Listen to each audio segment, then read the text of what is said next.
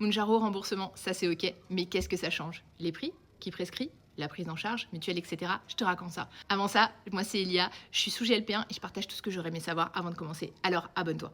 Déjà, les prix, j'ai déjà fait une vidéo, on devrait avoir des prix fixes dans toutes les officines, ça c'est plutôt une bonne nouvelle parce que maintenant les officines elles pourront plus faire ce qu'elles veulent et plus forcément mettre les prix en fonction de leurs envies, j'ai envie de dire, et donc on devrait plutôt avoir des tarifs qui se rapprochent de ce qu'il y a en Belgique et au Luxembourg, c'est-à-dire des prix plus faibles que ce qu'on peut trouver dans certaines officines, donc ça c'est quand même une bonne nouvelle.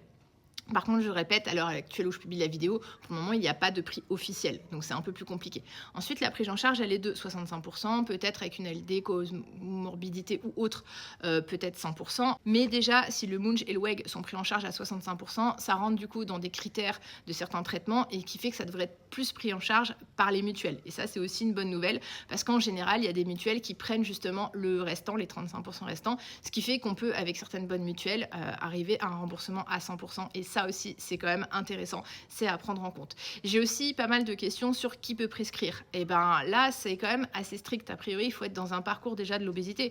Donc je dirais forcément déjà en secteur hospitalier. Mais évidemment, on n'est pas toutes et tous. Il y en a, c'est par leur généraliste, d'autres endocrino. Généraliste, j'avoue que pour le moment, j'ai un doute.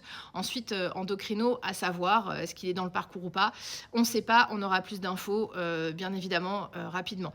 Concernant aussi celles et ceux qui sont déjà sous traitement dans mon cas et qui ont perdu et qui du coup ne répondent plus aux critères, c'est-à-dire par exemple ils avaient un IMC supérieur à 40 ou bien à 35 avec des risques de comorbidité, mais aujourd'hui ils sont à 32, même à moins. Comment ça se passe? Eh ben a priori c'est l'IMC initial qui est pris en compte, donc c'est-à-dire avant que tu commences la première prise, que tu as eu le poids que tu avais avec ton médecin. Donc voilà, là aussi voir comment ça va se mettre en place, mais ça serait l'IMC initial, ce qui est plutôt une bonne nouvelle pour ceux et celles comme moi qui ont déjà commencé le traitement. N'hésite pas à mettre en commentaire toutes les informations que tu as, car la communauté adore ça, on a besoin d'informations, et abonne-toi si tu connais toutes les dernières informations sur le Munch et le WEG.